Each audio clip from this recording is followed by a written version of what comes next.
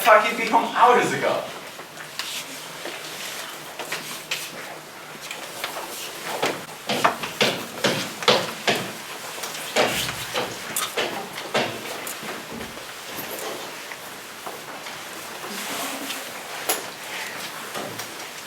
Good evening, Watson. Good evening. Did you have a good day? Oh, yes. Still looking for clues in that grisly murder case.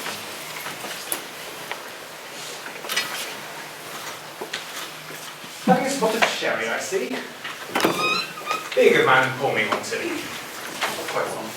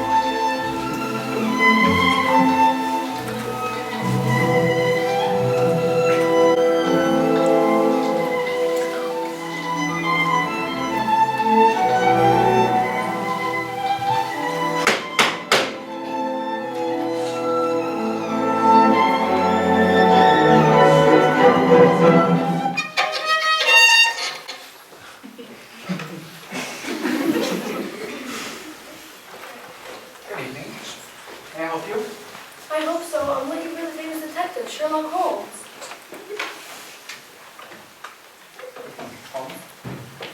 You have found me, madam. What can I do to help you? Let me take your hat. Sherry. Sherry? I can't say I know a Sherry. I knew a Shelley once, and two Shirleys, but no Sherry. I need sherry to drink. Would you like some sherry to drink? Oh, yes, please. My name is Judy Wilson, and I have a strange adventure I've heard for the money. I see, Miss Wilson, you're used to manual labour. You like snuff. Oh, you've been to China. And you've clearly been doing a great deal of writing lately. Great Scott! How did you know all of that by just looking at me? It really is quite simple. First of all, your right hand is larger and rougher than your left. That's due to hard work. And as for snuff, you have little white circles under your nose from sniffing. But what about China and the writing? Watson, there's a Chinese coin on her watch chain, and her shirt cuffs have ink all over them from writing. That is simply amazing, Mr. Holmes. I used to grow tea in China, which was hard labor. I use snuff, and I've been doing lots of writing lately. You're brilliant! Nonsense, Miss Wilson, just good eyes. And superior intelligence. Please, have a seat and tell us your story. Well, I run a pawn shop. However, over the past couple of years, business hasn't been really going that well. I barely make enough to take care of me, my outstanding assistant Vincent Spaulding, and the young girl who cooks and cleans my house. Your outstanding assistant, did you say? Yes, an amazing man. He works very hard and is very smart. He took 1/2 the usual pay just to learn the business. I am very lucky to have him. It's very unusual for such a noble and smart person to take half the normal wage, but please continue. Well, one evening, my assistant came to the room, all excited and wanting to show me this newspaper article. Excuse me, I need to be on the other side.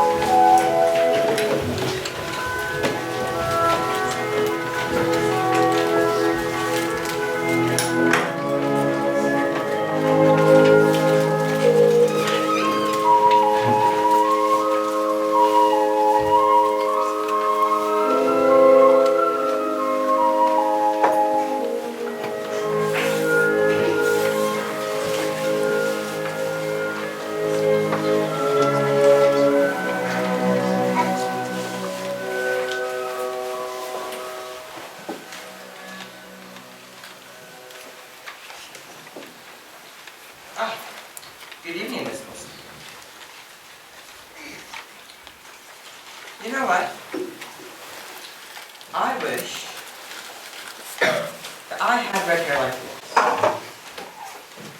The reason I say that is because there's an ad in the newspaper that says there is a great job available.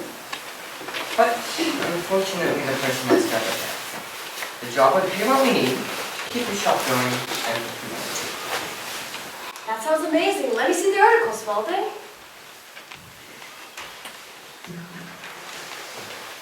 The Red-Headed League is looking for a new member following the death of Harold Hawkins.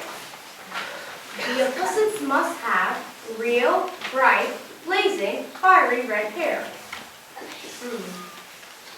Why, haven't you ever heard of the Red-Headed League? It's only an important club. And how about you look at the job list? This job will pay £200 per year, and it will not interfere with your regular job. Gee, it really is too bad you don't have red hair. But they are pretty specific about that. Wait, I have red hair. Maybe I should be the one to apply for this job with the Red-Headed League. Why, Miss Wilson, that's simply a wonderful idea. I could surely run the business here while you work at the Red-Headed League. Yes, we shall go first thing in the morning to check this out. Here's your ticket.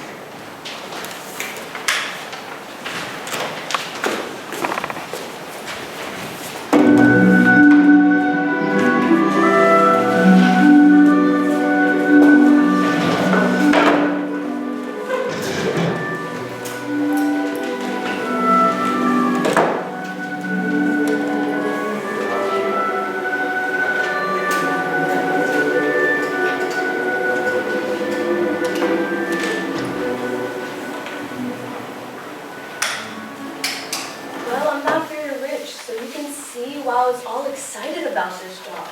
It really could help my little household and my business.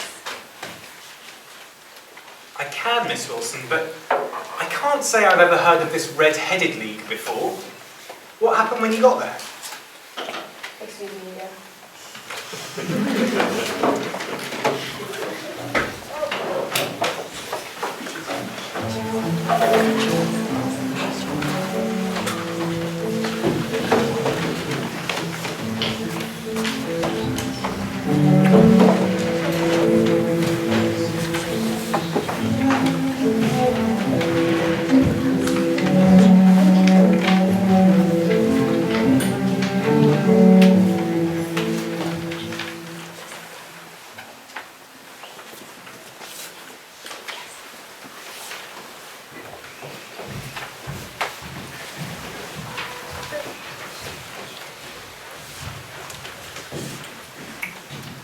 Good morning. I'm Jane Wilson, and I would like to decide a new member of the Red-Headed League. Perfect for the job. You have the real, bright, blazing, fiery red hair the league wants. The rest of you go home.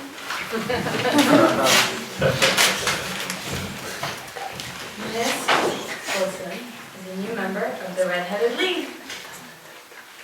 Wonderful. What do I have to do? It's fairly simple, really. Every day between 10 and 2, you must come here and cut the pages out of an encyclopedia, starting with the first book volume name. Wait, just copy pages out of the encyclopedia? That's all? It seems easy, but it is very important to do. And you will be paid £4 per week for the job. Are you still interested? Definitely. I will gladly take the job. May I start tomorrow? Tomorrow it is. Congratulations and good luck, miss.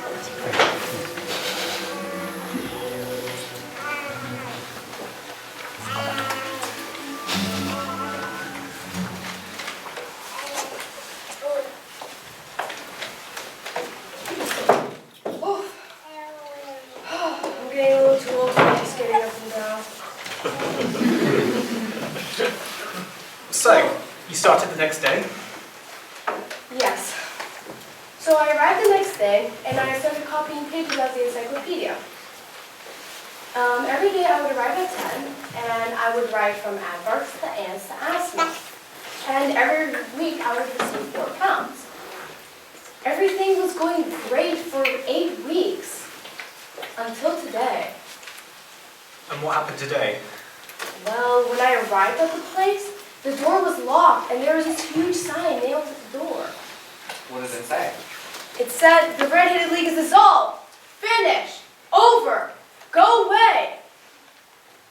I was shocked. As you should be. Miss Wilson, your case is very interesting and weird. I think I'll try to solve it for you. I will miss my 4 pounds a week. One more question about your assistant. What does he look like? He's tall. Handsome. And he has a white scar on his forehead. And is one of his ears pierced? Why, yes. Do you know him? We shall see. Miss Wilson, I will call you in a day or two.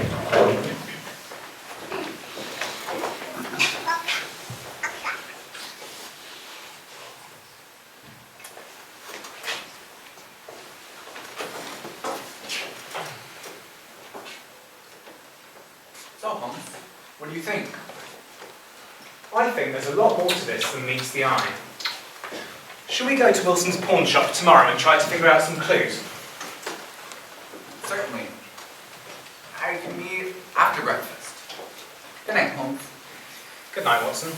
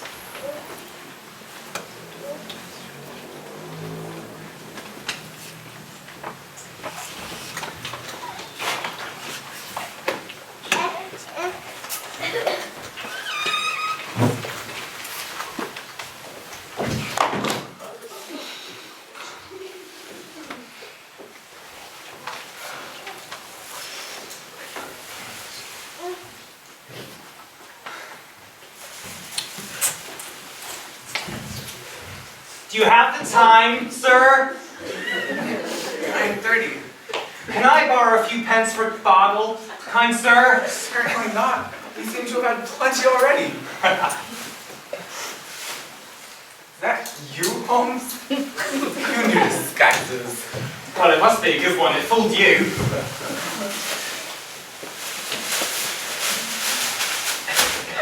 Well, here we are at Coburg Square. And over there is Wilson's pawn shop, and next to it the bank. Shall we have a look around for some clues? Certainly. But it looks like any other shabby yet quaint street in London. Oh, come, Watson. There are always clues at the scene of the crime. of the crime. But I thought the scene of the crime was at the Red-Headed League building.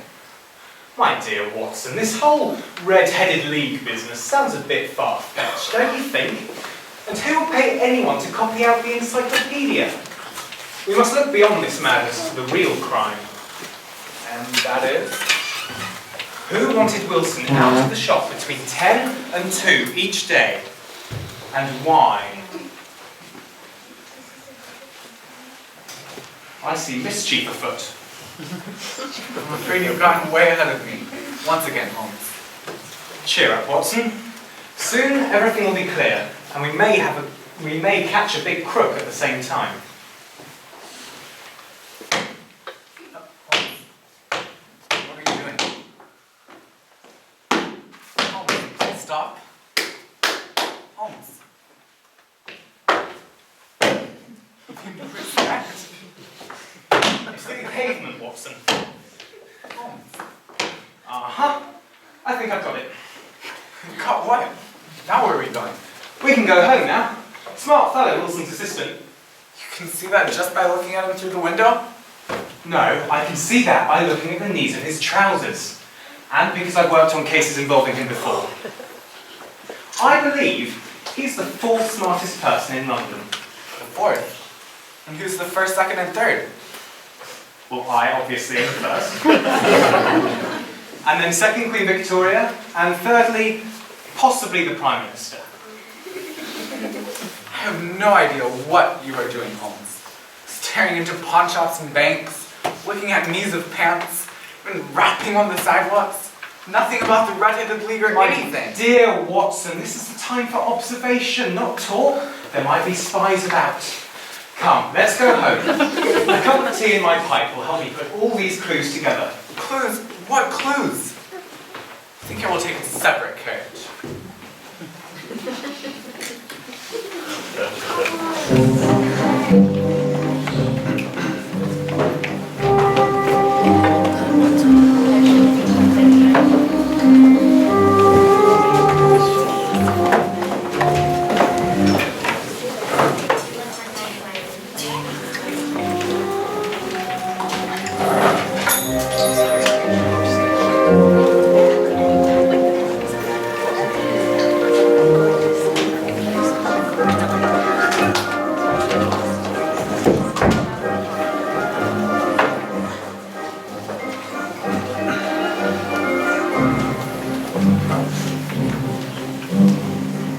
Watson, get the lights.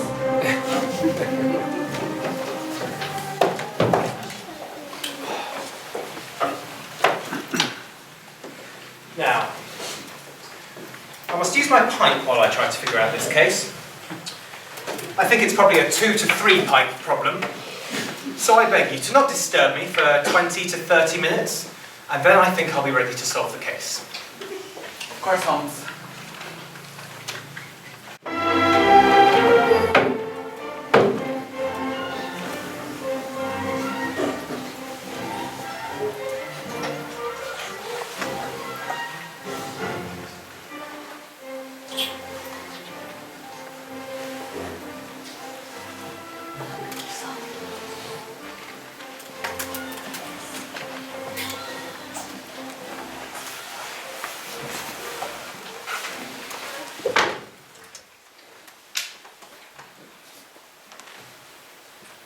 Watson! I have it! Watson! Yes, Holmes? Have what? Call Officer Penelope Jones and tell her to meet us at Coburg Square tonight with a group of detectives. Penelope Jones, Coburg Square, 6 o'clock tonight. Then call Mrs. Merriweather, the director of the bank, and ask her to do the same. Oh, and call Wilson, of course, but tell her to tell no one that she's coming, especially not her assistant.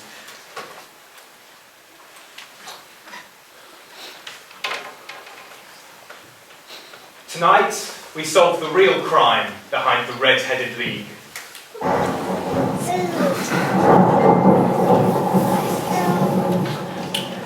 Barbara, turn on your lights.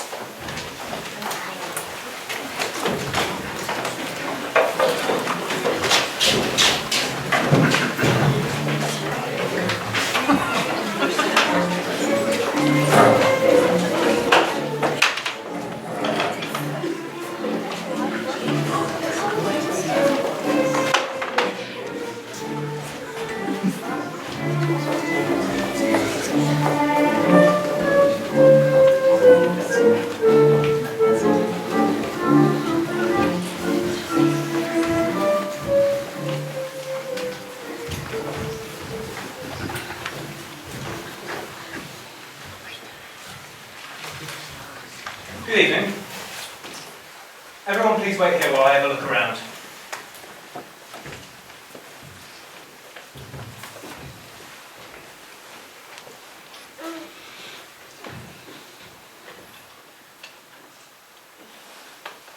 Just as I expected. There's a tunnel. I listened and there's no one over there, so I think we should go in and check it out. Follow me and please be quiet.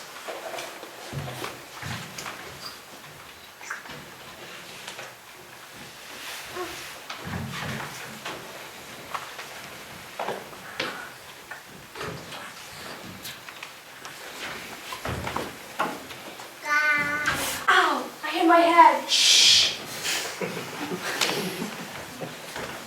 Why? This tunnel does lead to my back. Quiet, please. Holmes, what is taking so long? I haven't even made dinner yet. Please, let Holmes think.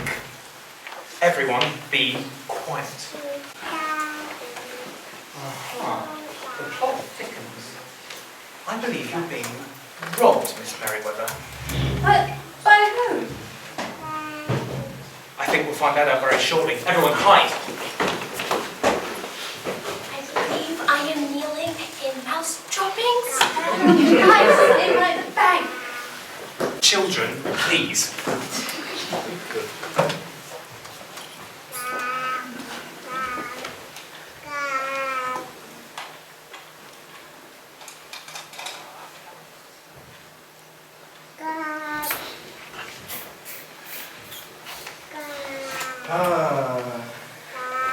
Good work.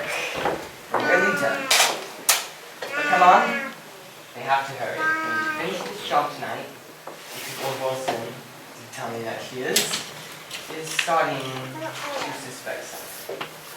Yeah. I can't believe the bank president is so deaf. She couldn't hear us working down here. What an easy robbery. Well, well, well. If it isn't John Clay, still up to the same old crimes, I see. Not you, Holmes. You've already crashed enough of my parties lately. Who knew old Wilson would get a treat like you?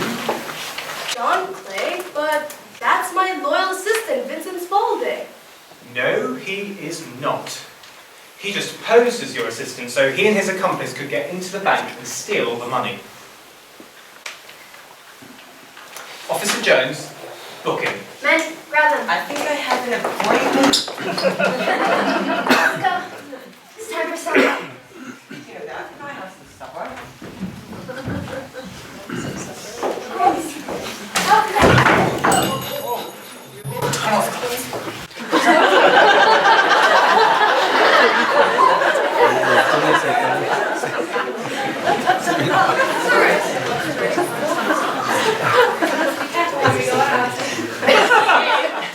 I mean, how can I thank you? How about a job for Miss Wilson? If she hadn't first come to me and let me know, all your money would be long gone by now. Perhaps £4 a week? Oh, excellent idea. Wilson, you can start tomorrow. Why, thank you both. You have solved all my problems. Okay, Holmes. How did you figure it out? Well, Watson, I recognised the description of Clay from Wilson's, and of course especially that scar, and the knees of his trousers were dirtied from digging in a tunnel. Then we came to Coburg Square, and I saw that the bank and the pawn shop were adjacent to one another. Then when we rapped on the pavement, it sounded hollow, which made me suspect a tunnel. Put it all together and you see that the red-headed lead was just one very elaborate way for Clay to do another of his schemes. Brilliant, Holmes. As usual. Elementary, Watson. Elementary.